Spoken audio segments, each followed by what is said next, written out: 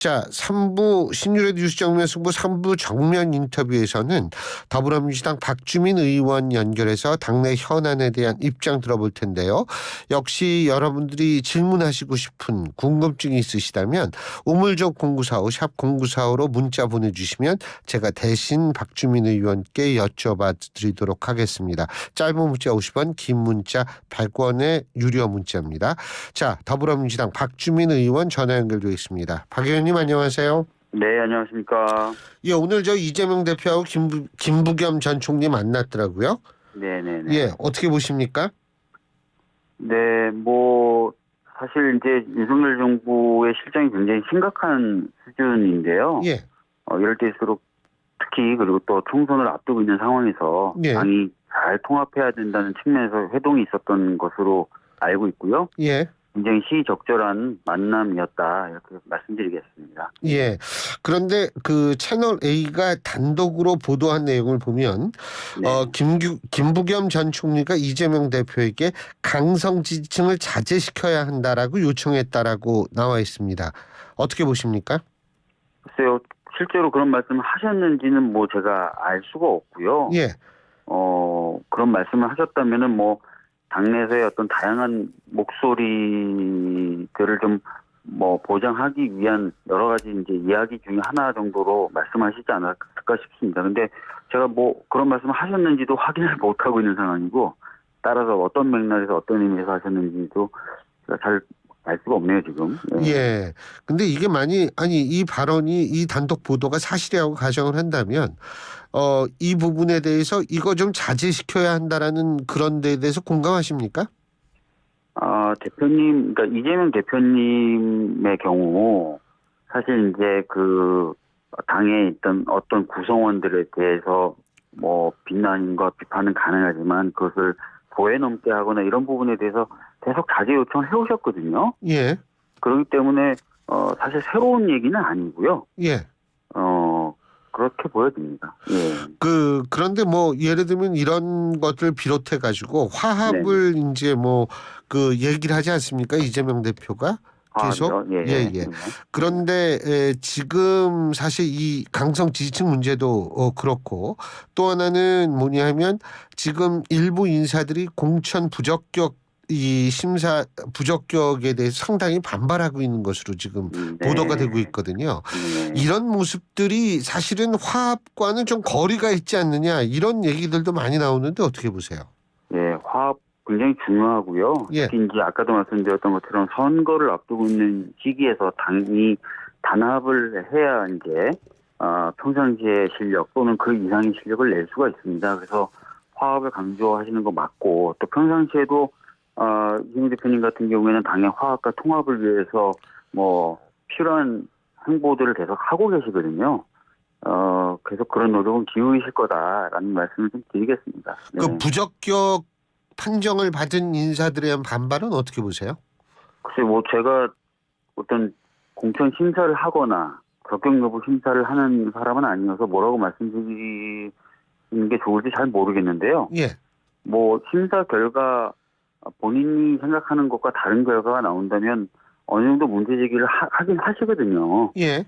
그래서 그 문제 제기를 하신다는 것 자체만으로 뭔가 당이 분열되고 있다 이렇게 평가하시는 것도 평상시에 통상적인 당의 모습을 비춰봤을 때 약간 또 안 맞는 부분도 있을 수 있다고 생각합니다. 예. 아까도 말씀드렸다시피 어떤 분들이 어떤 사유로 반발하시는지 제가 제대로 알지를 못해서 정확한 말씀드리기가 좀 어렵네요. 친이낙연계 쪽의 인사들이 좀 반발을 많이 하는 것 같은데요. 그런 말씀들 하시는 분들이 계시는데요. 오늘 의총이 짧게 있었습니다. 예.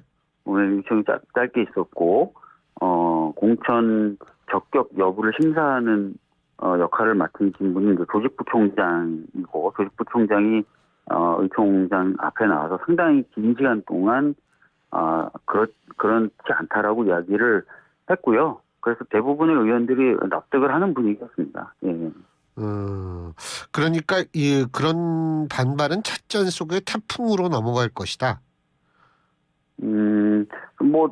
모르겠습니다. 정확히 어떤 상황인지까지는 제가 알 수가 없는데 오늘 뭐 하여튼 조직부총장이 굉장히 좀 자세히 잘 설명을 했던 것 같고요. 그래서 아까 말씀드렸던 대로 많은 의원들이 좀 납득을 하는 분위기였던 건 사실입니다. 네. 예. 자, 이재명 대표 정세균 전 총리하고도 28일 날 만난다. 뭐 이런 얘기가 있는데 네. 이낙연 전 대표하고도 만날 거라고 보세요? 당연히 화합이 필요하다면 당연히 만나시겠죠. 누구는 만나고 누구는 안 만나고 그러시진 않을 것으로 보여지는데요. 네. 알겠습니다. 그런데 이낙연 전 대표의 신당 창당 가능성은 어떻게 보세요? 점점 멀어지고 있다고 보십니까? 사실 이제 당에 있는 많은 분들이 걱정을 하고 계세요. 이제 그런 행보나 또는 그런 말씀에 대해서 예. 일례로 이제 의원들 중에 상당수가 그래서는 안 된다라고 뜻을 모아가지고 입장을 전달한 것으로 알고 있고요. 그래서 뭐 멈춰주셔야죠. 만약에 진짜 그런 생각을 하고 계신다면 예. 당연히 이제 크게 도움이 되는 그런 방향은 아니라고 생각합니다. 예. 알겠습니다. 그리고 요건 네. 좀 다른 얘기인데 네. 윤 대통령이 검찰총장으로 재직하던 시절 받은 정직 2개월 징계 처분이요. 네네. 항소심 법원이 취소 결정을 내렸는데 어떻게 보십니까? 뭐 저는 사실 좀 이해하기 어려운 게 그 예. 결과를 놓고 말씀드리기보다는 그 과정 때문에 그래요. 왜냐하면은 1심에서 승소했던 변호사를 교체했죠. 그리고 그 교체돼서 진행됐던 항소심에서 관련된 징계를 담당했던 사람이 나를 증인으로 좀 불러달라라고 공개적으로 호소했는데도 불구하고 뭐 그런 것들이 안 받아들여진다든지 이런 일도 있었고, 또 재판정에서 판사가 담당 변호사에게 좀 이렇게 제대로 좀 정리된 자료를 제출해라라는 식의 취지의 말을 할 정도로 좀 부실하게 소송이 진행되고 관리되어 왔던 것 아닌가. 아시다시피 우리 그 행정소송은 직권탐지주의가 적용되는 게 아니거든요. 그러니까 직권탐지주의라는 게 뭐냐면 막 판사가 알아서 뭘 찾고 뭘 자료를 달라고 하고 이런 게 직권탐지주의인데요. 그런 게 아니라 예. 변호사의 변론주의라고 해서 변호사들이 내는 자료, 변호사가 하는 말을 기반으로 소송을 진행하게 돼 있어요. 그래서 방금 제가 말씀드린 대로 담당하는 변호사가 제대로 그런 역할을 하지 않았다면 그 굉장히 부실한 토대 위에서 재판부가 판단을 해야 되는 상황이 되는 거거든요. 그래서 이 사건을 담당했던 법무부가 과연 진심을 가지고 이 소송에 임했는지 이런 부분이 좀 안타깝고 좀 의심스럽고 그렇다는 말씀 좀 드리겠습니다. 네. 예. 송영길 전 대표 구속은 어떻게 보세요? 송영길 전 대표가 구속된 부분에 대해서 뭐 매우 유감이고 뭐 그렇죠. 네. 유감인데 지도부는 유감 표명을 안 한 것 같은데요?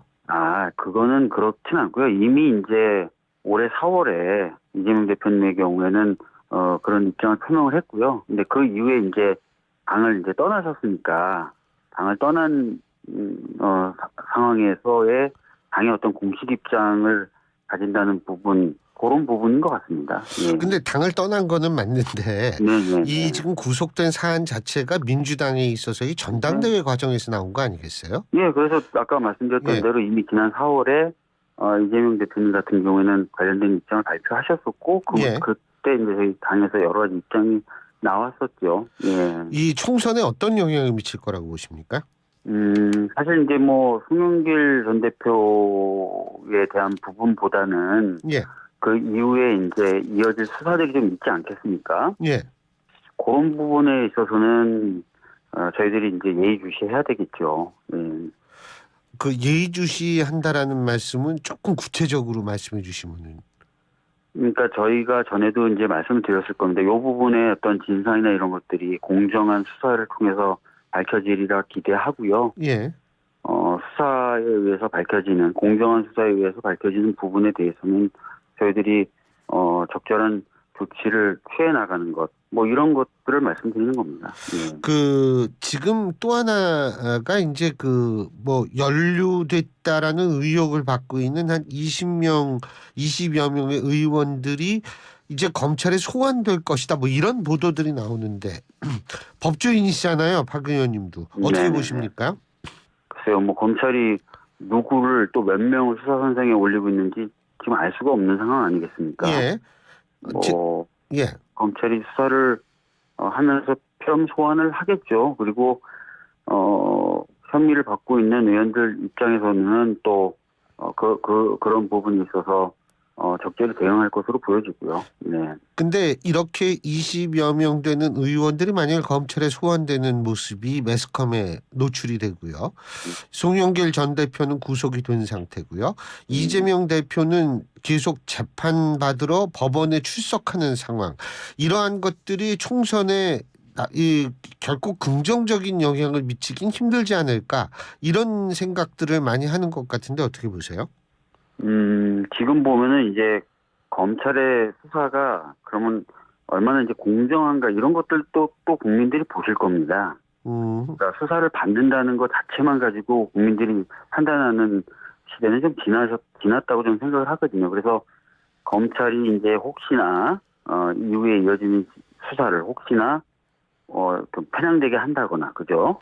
공정하지 않게 한다거나 이러면 또 그 부분에 대한 어떤 긍정 판단도 있을 테니까 수사를 받는다는 것만을 가지고 또 국민들이 판단하시지 않으리라라고 생각을 합니다. 그러니까 네. 이재명 대표에 대한 사법 리스크가 송영길 전 대표의 구속이나 연루 의원 20여 명이 되는 의원들의 검찰 소환이 이재명 대표의 사법 리스크를 증폭시키는 역할은 하지 않을 것이다, 이렇게 판단하시는 거군요.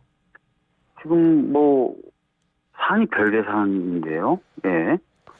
사안이 완전히 사안은 별개 사안이지만 사안인데, 일반 예. 유권자들의 입장에서 볼 때에는 이 계속 사법과 관련된 일들이 이 전개가 되고 있으니까요. 글쎄요, 사안이 별개인데 그것을 같이 엮어서 보시는 분들이 많지 않을 것이다. 많지는 않으실 것 같은데요. 네.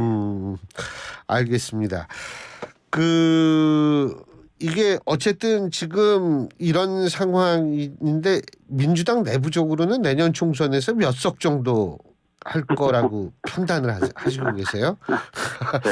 아니 뭐 저희가 그런 걸 지금 예측할 수 있는 상황도 아닌 것 같고요. 이거 왜 저 200석 얘기도 나오고 그랬잖아요. 예? 지금 선거가 아시다시피 100일이 넘게 남았습니다. 그리고 앞으로 남은 과제들도 굉장히 많고요. 지금 뭐 몇 석 할 거다 몇 석 할 거다 예측하는 건 제가 보기에 크게 의미 없다고 생각합니다. 열심히 해야죠. 네. 유리하다고는 보시죠? 유리하다 불리하다. 글쎄요. 뭐 저 같은 경우에는 뭐 열심히 이제 숙제하는 원내 지도부에 소속돼 있는 사람이니까요. 하여튼 뭐 할 수 있는 일을 최대한 열심히 하고 최대한 성과를 내면 유리하겠죠. 아니, 한 가지만 더. 안철수 의원이 이낙연 전 대표를 향해서 민주당 탈출해서 여당으로 오시라, 이렇게 해서 화제가 됐는데 이원욱 의원께서는 그 모독의 언어다, 이렇게 비난하기도 했는데 어떻게 보셨습니까? 안 의원의 발언? 남의 당에 당대표까지 하셨던 분에 대해서 이래라 저래라 얘기하시는 건 좀 지나쳤다고 봐요. 그렇게 하시지 마시고, 안철수 의원님 정도 되시는 분이니까 지금 국민의힘 보십시오. 당대표가 2번 연속 외부의 압력에 의해서 쫓겨나는 모양새 아닙니까? 예. 국민의힘을 좀 바로 세우는데 힘을 보태시는 게 어떨까요? 근데 왜 이런 얘기를 했을 거라고 보세요? 모르겠습니다. 아니 저도 이 얘기 듣고서 이게 뭐지, 이런 생각을 좀 했었거든요. 그 발언에 정치인의 발언엔 분명히 의도가 있을 텐데 거기에는 생각 안 해보셨어요? 네, 뭐 특별히 생각을 해본 적은 없고요. 지금 안철수 의원님이 국민의힘을 대표하시는 의원님도 아니시잖아요. 그래서 그렇죠. 그 의미를 막 복합적으로 해석하거나 그러지는 않고 있습니다. 네. 예, 잘 알겠습니다. 오늘 말씀 여기까지 듣죠. 고맙습니다. 네, 감사합니다. 예, 지금까지 더불어민주당 박주민 의원이었습니다.